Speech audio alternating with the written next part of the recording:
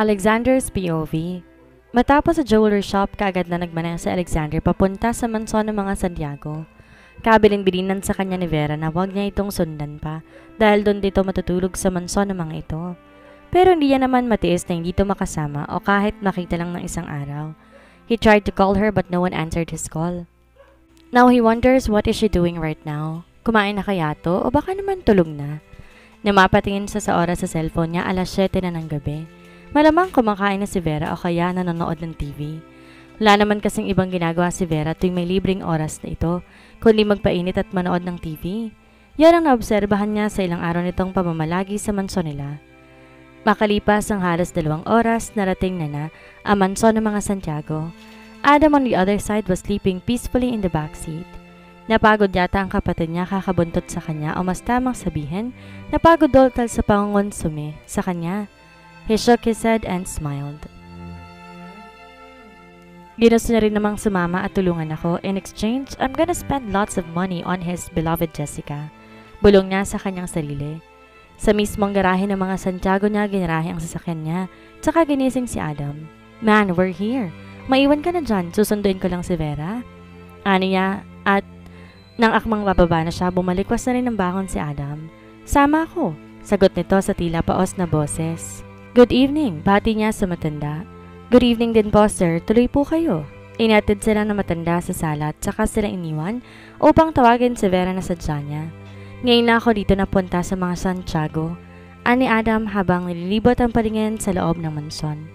I like the Spanish style. Maganda ang mansyon nila ha? Giit pa nito, siya na may nakatayo lang din at panaka-naka, tinitingnan ang larawan sa estante. Pero ang pinagtataka niya kung bakit 3 tao lang laging nasa larawan. Di rin siya sigurado kung kasama ba ng mag-asawang Santiago sa larawan ay si Vera o si Alexis. Aham! Sabay na napalingon sila ni Adam nang marinig ang mahinang pagtikim sa kanilang likuran. She was smiling while staring at them.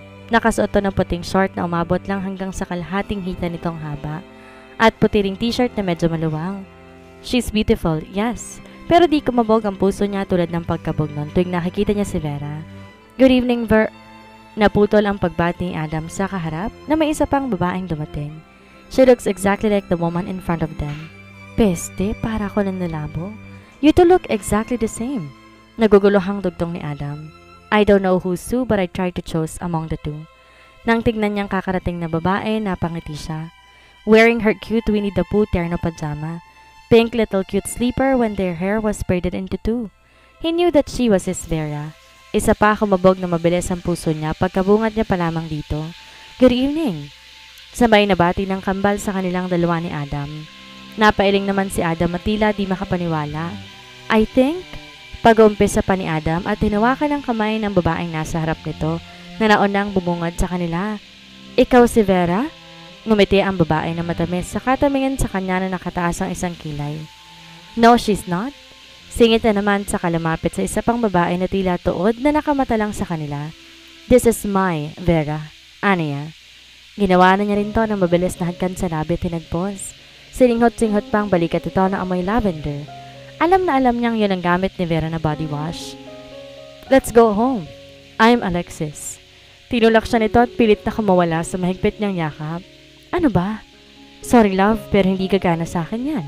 Anya na may nakakalokong ngiti sa labi.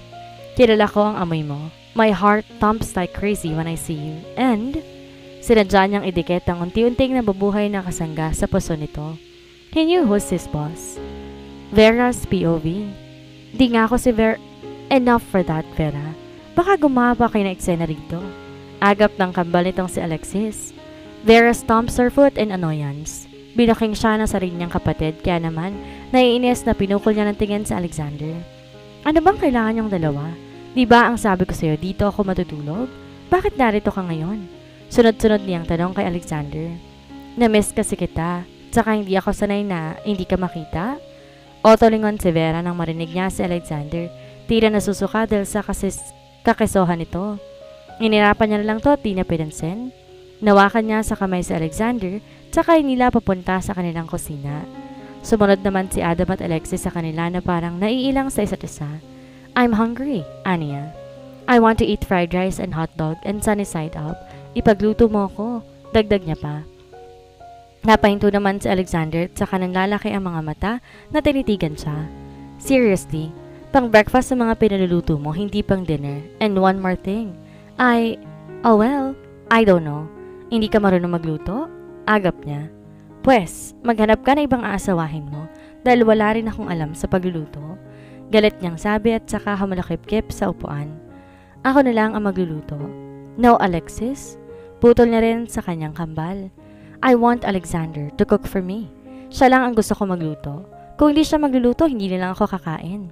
Pagmamaktol pa niya. Napabuntong hininga na lamang ang binata at saka tumingin sa kapatid niyang si Adam na nagkibit balikat na lamang. Alexander's POV.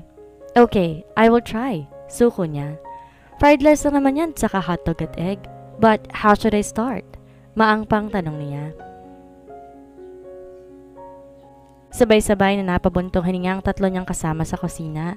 Tila napipikon sa kanya at gusto nang sabihin na ang sira niya para di malaman kung paano magluto ng breakfast. Kinuha niya ang cellphone niya at kaagad na hinanap sa internet kung paano magluto ng fried rice. Na makita niya yon, pinanood niyang mabuti. Sa tingin niya naman madali lang gawin. Sunod na hinanap niya hotdog at egg.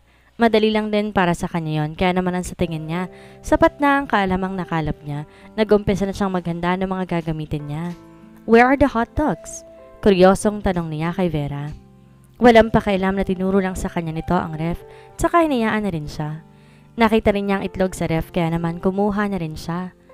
Nanguha rin siya ng gagamitin niya tulad ng kutsara at bowl na paglalagyan niya. Nang tinatanggalan niya na ng balat ng hotdog, ay napabuntong hininga siya. I thought it was easy according to the video that I watched, ani niya sa sarili. Napapainit na rin siya ng kawali sa kalan saka binuhos ang halos kalahating mantika doon. Na mapansin niyang medyo mainit na yon, kaagad niyang nilagay ang hotdog. Pero dahil first time niya ang ginagawa, hindi niya inaasang masakit palang matalsikan ng mantika. Ouch! Galit niyang sambit na makailang beses pa siyang matalsikan. I wonder how many ouch that we're going to hear from you. Sambit ng kapatid niya na mas lalo lang dumagdag sa inis niya. Imbes tulungan siya nito, pinapanood lamang siya. Sinunod niya rin kaagad ang itlog na sa tingin niya po pwede na ang hotdog na niluto niya. At tulad ng nauna, mas malala ang talsik ng mantika na natamo niya dahil doon. Oh my! Muli niyang sigaw at naiinis na hinangon na ang nilulutong nasunog. Dinig niya pa ang pagpipigil ng tawa ng tatlo sa mesa pero di na lang niya inintindi pa. He is doing it for Vera. Yan na lang iniisip niya para hindi na sumama pa ang loob niya. But when he was about to fry the rice, Vera went to his back and hugged him tight. Wag mo nang isangag yan, gutom na talaga ako. Anito at saka ginawaran ng mabilis na hagkan sa pisngi. His anger melted away when he felt that. Kagad din siyang hinila nito papunta sa katabing upuan. But when he looks at the food he cooked, napangwi na lamang siya.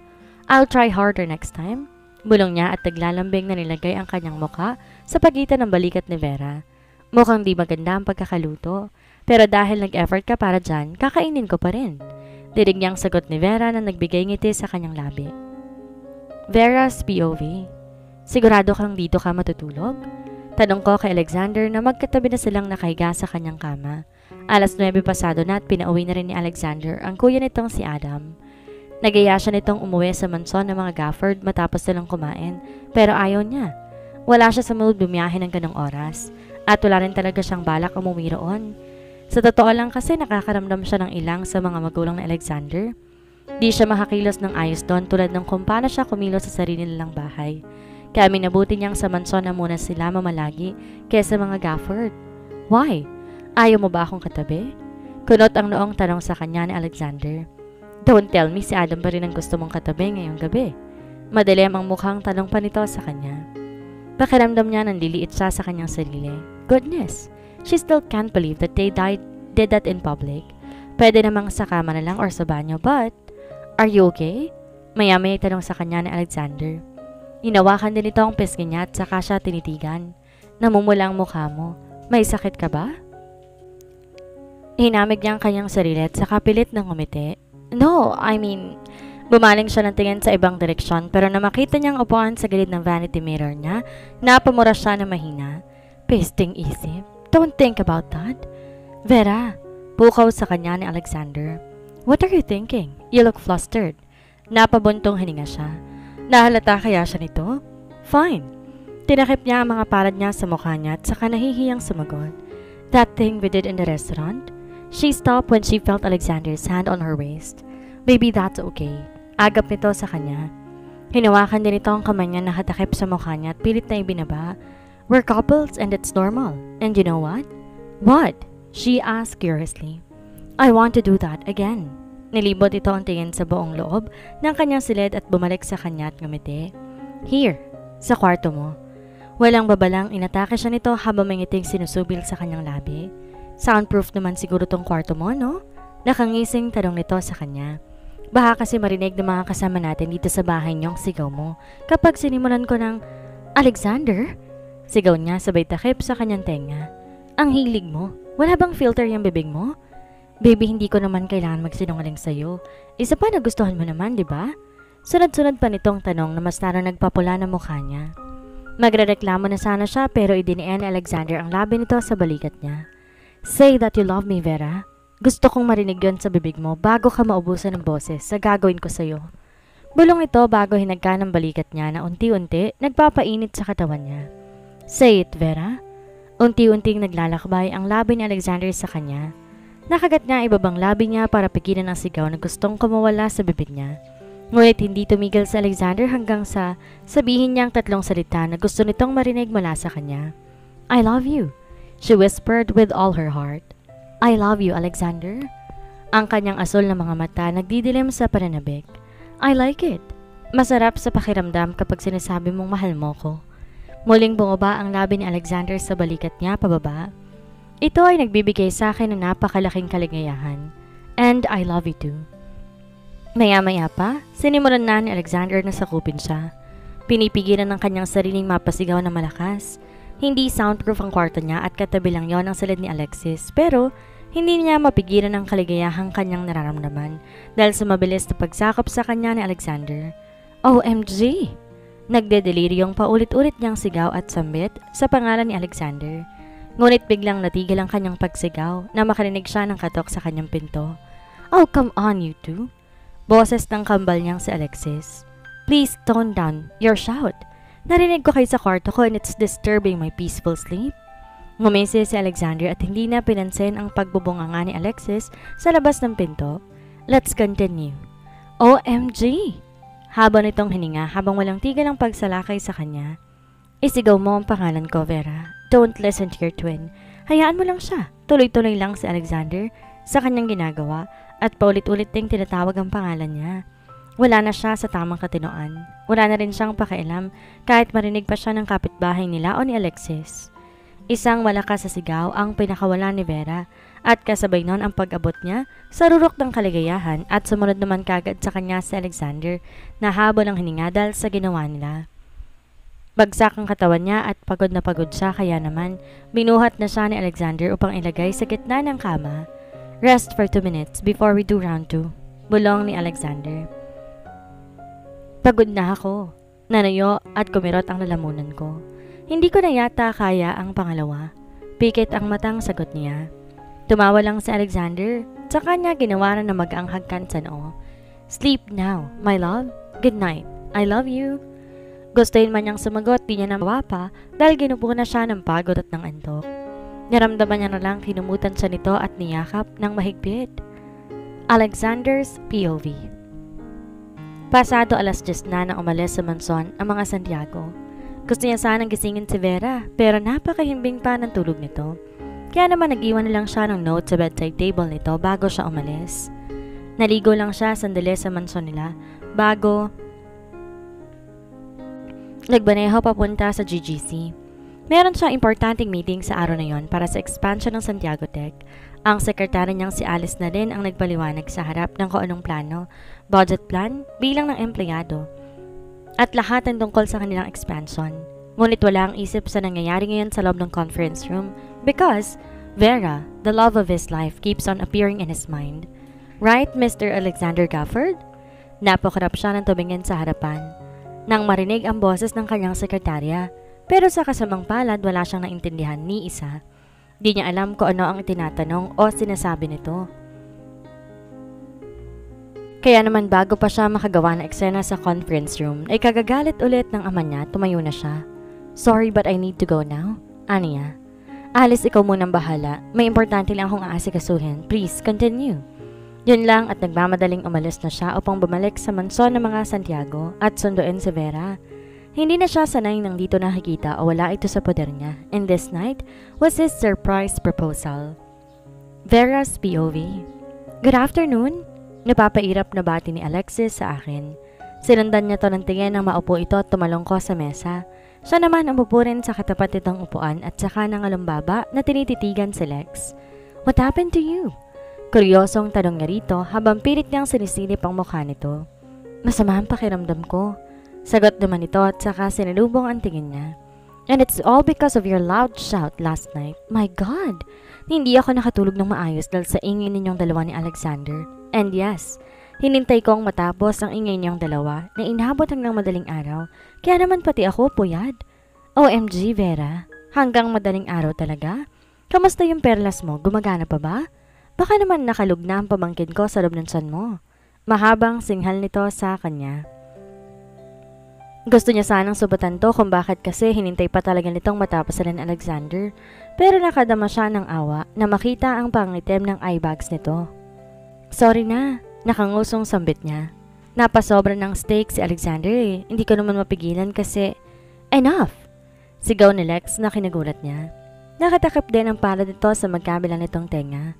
Kailangan mo pa talagang sabihin yan sa akin? Gosh Vera, that's awkward. Kumunot ang noon niya. Akala niya galit ito.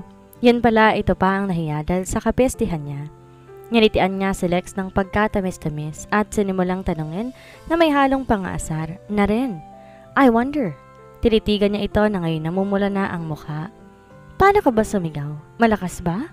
O mahinahon din tulad ng kung gaano ka kahinahan magsalita? What the? And oh, I forgot to ask you. Magaling bang umatake si Mr. Berberabe? Mahilig din ba siya sa... Hindi niya natapos pa ang pangaasar sa kanyang kambal nang bigla itong tumayo at iwan siyang mag-isa sa kusina. Di niya rin tuloy mapigilang matawa ng malakas dahil sa mga kalokohan niya. Malamang magkukulong na sa kwarto ang kambal niya at hindi siya papansinin ng isang oras. She never knew her twin sister. Very well. Someone is happy. Natigil ang tawa niya at saka kaagad na lumingon sa kanyang likuran, only to find Alexander smiling from ear to ear. Did you wake up on the right side of your bed? Tudso nito sa kanya.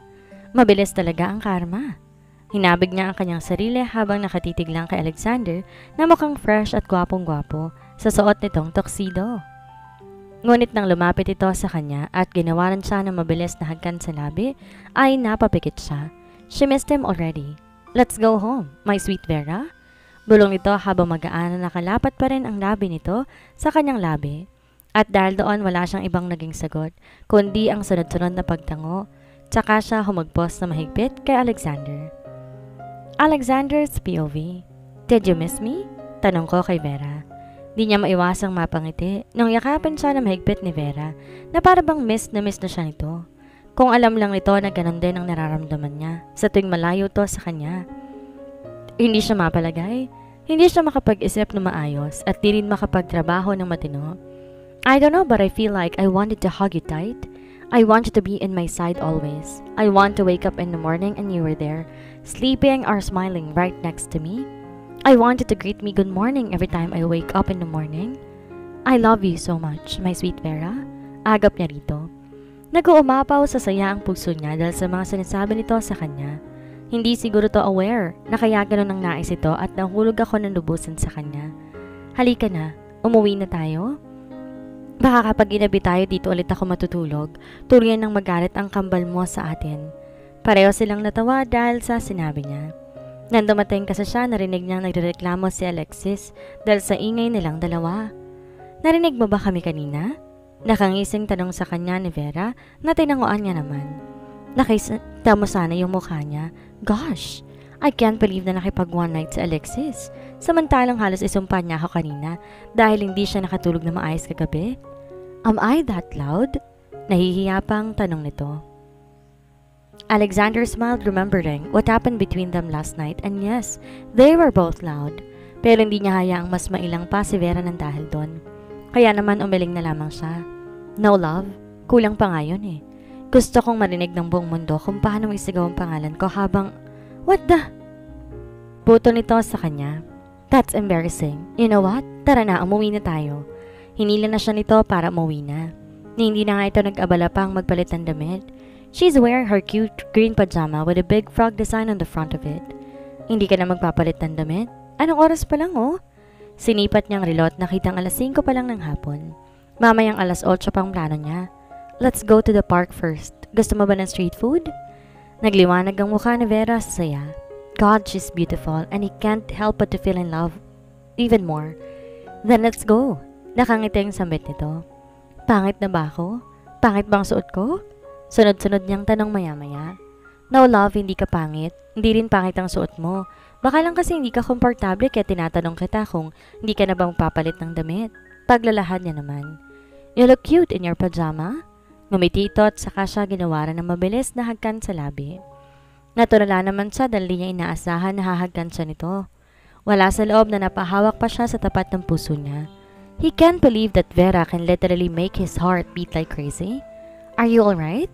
Nag-aalalang tanong nito sa kanya. Di siya kagad nakapagsalita dahil pakiramdam niya nakalutang siya sa alapaap. Hanggang hinila na siya ni Vera paalis sa mansyon ng mga Santiago at di na to nakapagpaalam pa sa kambal nitong si Alexis. Nang makasakay sila ng sasakyan niya, tsaka niya lang naisip ko anong ginawa nito sa kanya. Hinagkan mo ba talaga ako? Kaya ka ba tulala dahil hinagkan kita? Kunot noong tanong pa nito sa kanya. Umisod to palapit sa kanya. Maraming inaplos sa mukha niya papunta sa balikat niya hanggang sa pagitan ng slacks niya. Paano kung sakupin ko yan ngayon? Hinawakan nito ang kasangga niyang unti-unting nagigising dahil sa panunokso nito. Baka naman mabaliw ka na. Napangisi si Vera. I want you now, love. Di niya na napigilan pa ang sarili at mabilis na hinagkan si Vera. Pawang mahihinang sigaw at marahas na paghinga lang ni Vera ang maririnig sa loob ng sasakyan.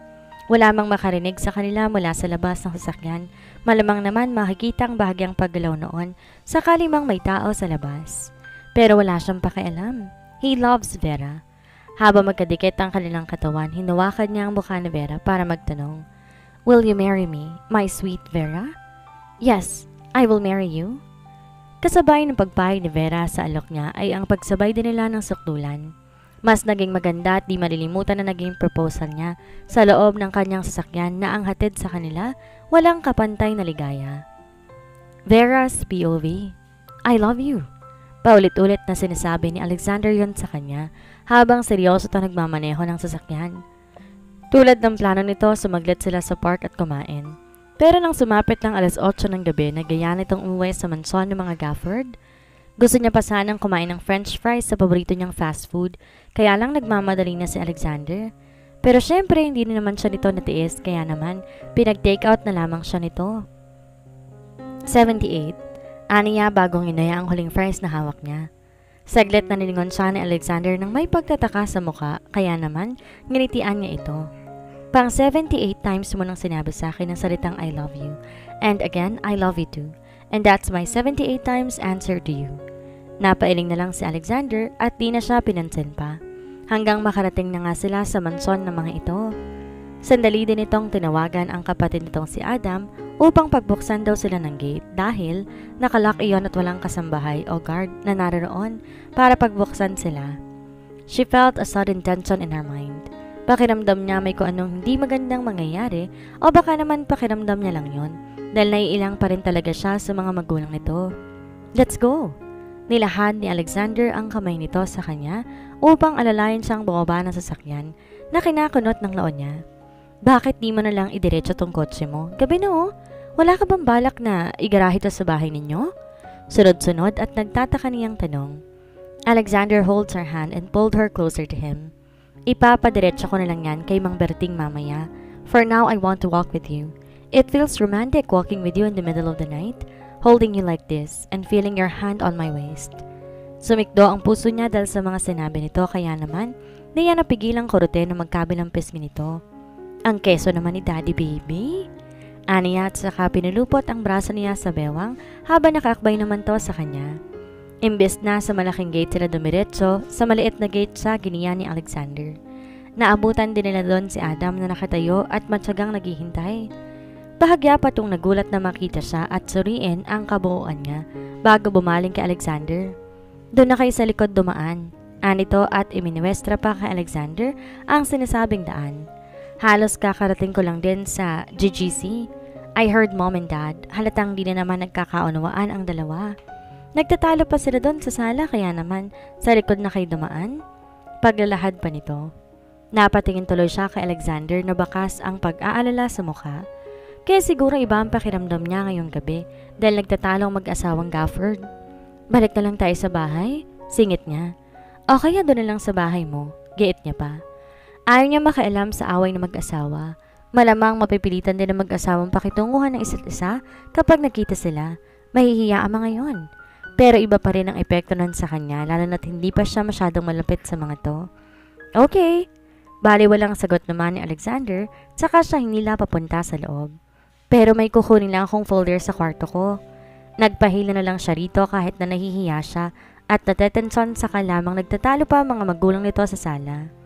Nang nasa bukana sila ng garden ng manson, huminto si Alexander at lumingon sa kanya. Nakakunot ang kilay at halatang natetensyon din, lalo na nang marinig nilang pareho ang pagbagsak o basag ng kung anuman sa loob. Stay here for a while. Ako na lang kukuha. Anito tumingin sa manson ng mga to bago bumaling sa kanya. Are you going to be okay right here? Nang ilibot niya ang paningin niya sa madilim na garden, hindi siya sigurado kung sasagot ba siya ng oo o hindi. Pero dahil ayaw niya namang makisali pa sa problema ng magulang nito, tumango na lamang siya. Just wait for me here. Huwag kang aalis. Bubuksan ko lang din ang ilaw para maliwanag.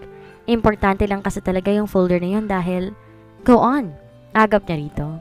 Dilisan mo lang kasi madilim. I hate dark places. Ginawaran siya nito ng hagkan sa noot saka ito tumakbo palayo. Di niya alam kung saan to tumakbo dahil madilim nga. Ang tanging liwanag na makikita lang niya ay liwanag sa malaking gate at ang liwanag sa loob ng manson na haharangan naman ng malalaking kortina. Niyakap niya ang kanyang sarili dahil sa lamig na hatid ng hangin sa gabi. Maya-maya pa'y unti-unting lumiwanag sa kinatatayuan niya. Napabuga siya na marahas na hininga dahil sa wakas, lumiwanag na kahit papano. Malamang na binuksan na ni Alexander ang ilaw, but when she was about to look around her, a sweet melody echoed in the middle of the night. It can be heard around the whole garden. Ladies and gentlemen. Her mouth hangs open when she heard that voice. Pinipilit niyang aninagin ang hardin kung saan siya nakatayo sa mga oras na yon pero wala siya makita. Pero sigurado siya boses yun ni Alexander. What's happening? Nagtatakang tanong niya sa kanyang sarili. Nang ihakbang niya mga paa niya patungo sa kung saan tumakbo si Alexander. Isa-isang bumuka sa iba't ibang kulay ng Christmas lights. She was amused and curious about what is happening. Nang sundan niya ang pabukas ng ilaw ay nakita niya si Alexander. Nakatayo sa dulo mula sa kinatatayuan niya. Sa likod nito ang wooden swing na may iba't ibang ilaw din na nagsisilbing liwanag sa dilim. Naitakip niya ang palad na niya sa kanyang bibig dahil sa kabiglaanan. She then realized that perhaps Alexander wanted to surprise her. Di rin niya inaasahan na may pa-surprise keme sa kanyang lalaking to. Gusto kong ipakilala sa inyong lahat ang kaisa-isang babaeng nagpapatibok ng mabilis sa aking puso. Ang kaisa-isang babaeng nagpatino at nagtyaga sa pagiging bugo ko noon. She heard laughters. Kaya naman nilibot niya ang kanyang paningin sa gilid ng madilim na lugar. Do'y unti-unti niyang nasilayan ng mga taong hindi pamilyar sa kanya. Gusto kong makilala ninyo ang kaisa-isang babae na bumabaliw sa akin sa gitna ng trabaho. Dugtong pa nito. Ang kaisa-isang babaeng binuntis ko ng sadya. Muli na namang nagtawanan ng mga tao sa gilid. Unti-unting nagiinit ang sulok ng mga mata niya. Kaya naman bago pa siya maiyak ng tuluyan, tumakbo na siya palapit kay Alexander.